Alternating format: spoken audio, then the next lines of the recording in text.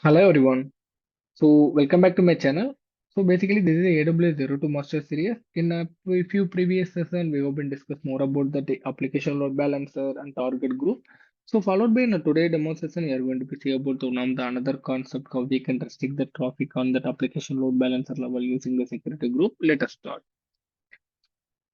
So if you can remember in the previous session, we have deployed that application load balancer and we have deployed some of the EC2 instance and we have configured that listener rule on the application load balancer level.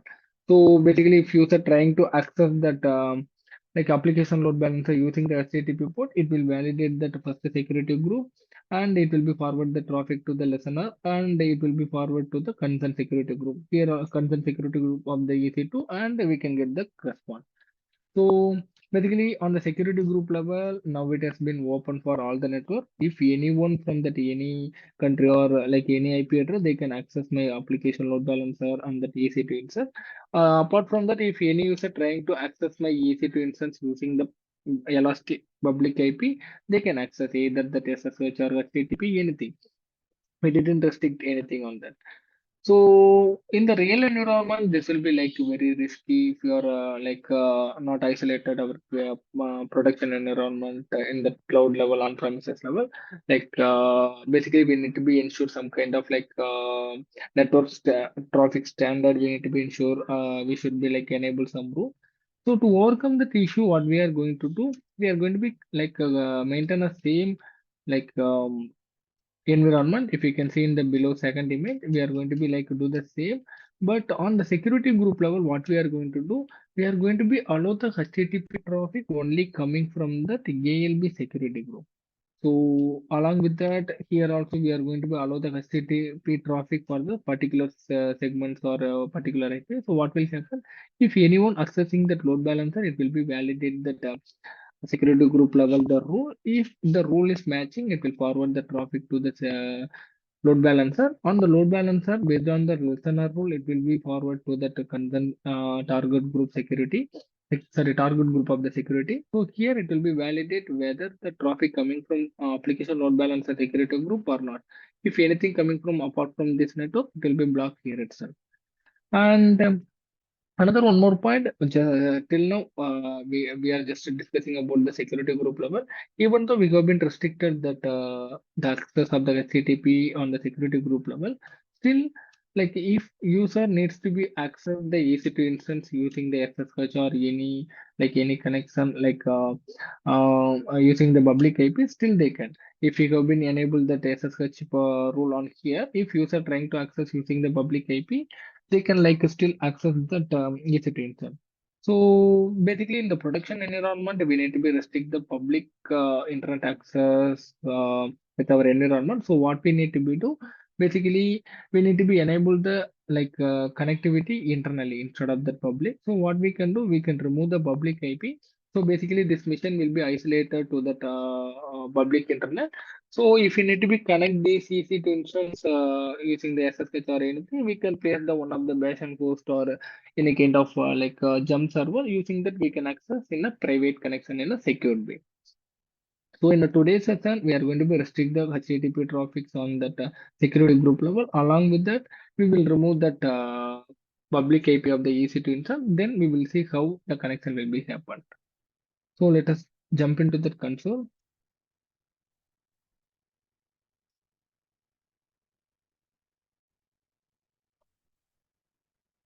So if you can see in the previous session, we have been deployed the two EC2 instance. Along with that, I'm just having that one of the load balancer and the target group also. This load balancer is locating that like a backend as we have been configured the target of app LBG and just opening the console.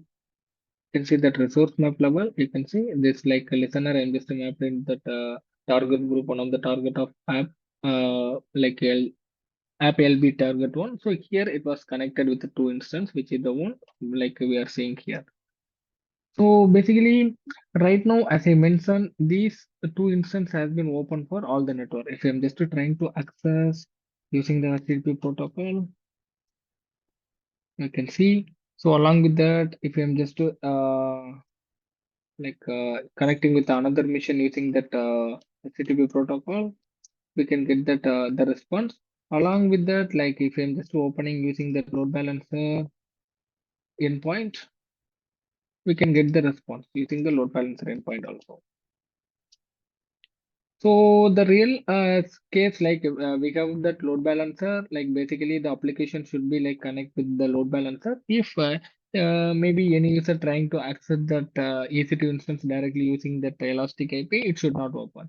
So to do that, what we need to be do, basically we need to be restrict the traffic on the first EC2 level. So to block the traffic on the EC2 level, go to that security. First, you can check it on that which EC2 like security group it has been connected. So I can see like this was connected with EC2 HTTP, and another one I'm just selecting. So if we can go with the security, this one also connected with the same. So when you are connecting with some kind of group of instance, you should be sure about that those security group will be connected with common security group, so that only we can control the traffic. So I'm just opening that EC2 security group. Here you can see I have that one of the rule. It has been like allowing for the all the network. That means right now, if any traffic coming from that any network with the protocol HTTP, it will open for all the EC2 instance. So that means that is the reason I'm just getting the response. So what I'm going to do, I'm going to be delete this one, and I'm just going to be add the HTTP protocol only, and I'm just using the custom instead of adding the IP address. I'm just going to be add the security group of the application load balance. So basically, if you can see, and just duplicate this session. Okay, go to that application load balancer. So if you can click on my application load balancer under the security, you can see this was connected with the ALB SG. This is the one it was connected. If I can open that, this is the one. So basically what I'm defining in the rule, whenever the traffic coming from this particular ALB application security group with the HTTP port, you can open that. So basically, if I'm just saving the rule, at the moment I'm saving that rule, if I'm just trying to access that application using that elastic public API of the EC2 insert, it will not connect since we have been disabled that access from any network. You can see still it is getting low. So basically back to that slide, if we can see, I'm just opening the slide one sec.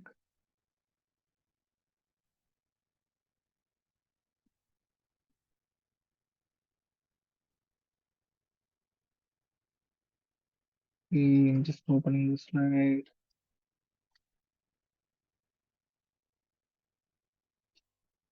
So back to the slide, you can see what we did. Actually, basically in that EC2 security group level, we are just restricting the traffic from all network, and it will be allow the only traffic coming from that ALB. So I'm just switching the console. You can see we are getting that error. So basically, if any user trying to access that EC2 instance using the direct connection, it will not access. But even though if I'm just trying to access using that elastic load balancer DNS, it will be respond. Since in the elastic load balancer level, we didn't restrict any traffic. So this is the way we can achieve the traffic first things on the EC2 level. Coming to the security group of that elastic load balancer, or I'm just switching to the load balancer security group. Click on the security group.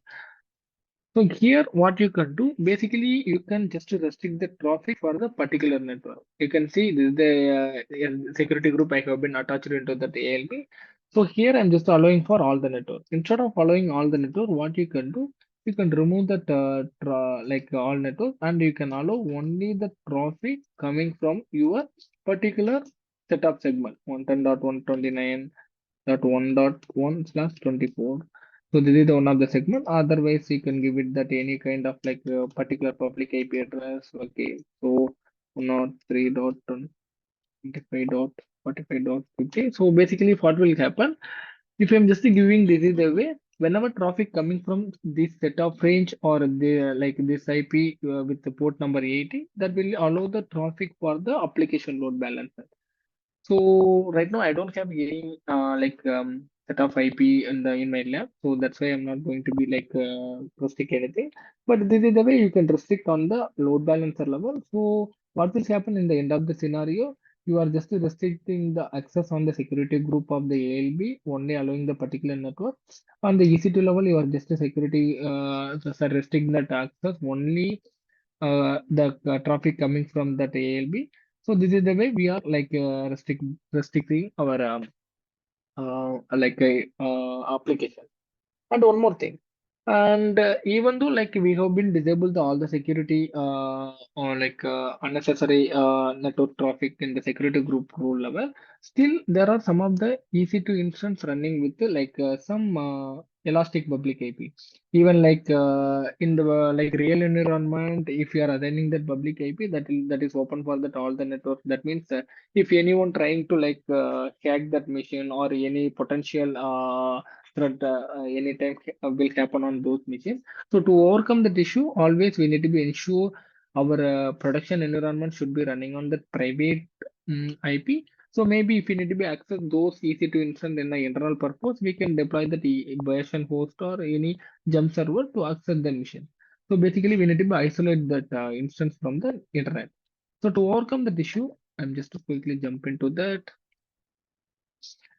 Yeah, you can see my two instances are running with that elastic IP.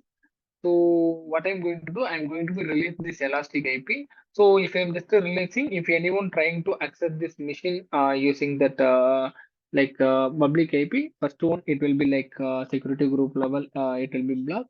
Even though if anyone trying to hack or anything trying to do on my mission, there is no public IP. Only internally we can access that mission. So to do that, I need to be first to power up the machine. So stop the instance. So it will take a few seconds to complete that swapping process. So then we will remove that elastic public IP. Then we can see that some isolated EC2 instance.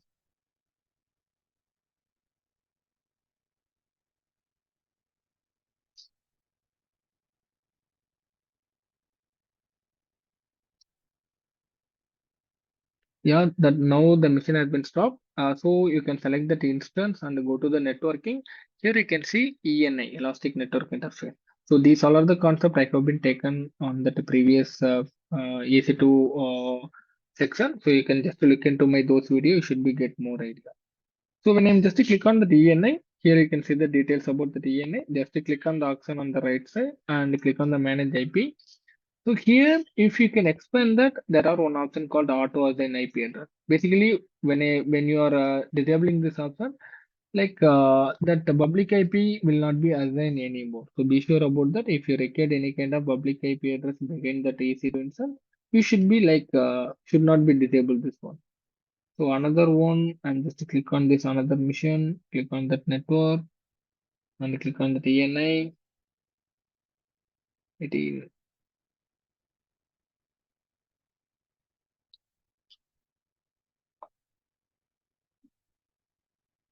I'll just to refresh this page once again. Maybe some kind of network problem. So just to click on that network once again, 18 TNI. I'm just refreshing this page, maybe due to some network issue. Yeah, loading. Yeah, now we can see it was been updated. So I'm just go to the action and manage IP. I'm just expanding. Yeah, here I'm just going to be disabled for both the instance. So now back to that instance. I'm just going to be powered on. When you are in the powered on state, we can't change that ENI public IP details. So that's the reason. We need to be power up the machine, then only we can just be able to do those process. So once the process has been completed, you can see that only private IP only we can see it on the console. The public IP will not anymore touched into the TC2. And just yeah, you can see one of the machine is up and running. So you can see the public IP address, it was gone, and only we can see the private IP. And another one also you can see public IP address is no more and only private IP. Even though if I'm just to remove that public IP, if I'm just trying to access the application using that elastic load balancer, you can see and can still get that response from the backend target.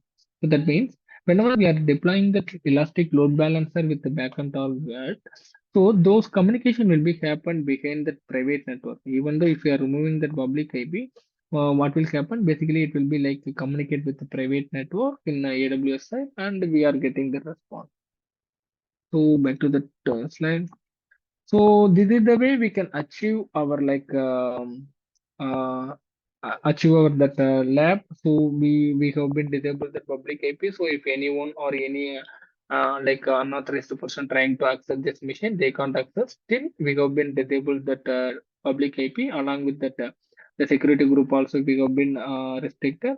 So this machine has been entirely isolated. Only that internally, if you need, you can place that bash and host and you can try it. So that's all about the today's session. And if you are enjoying my video, just do subscribe my channel and like my video so that it will be encourage me to do. So thanks for watching my channel once again, and we'll meet you in the next session.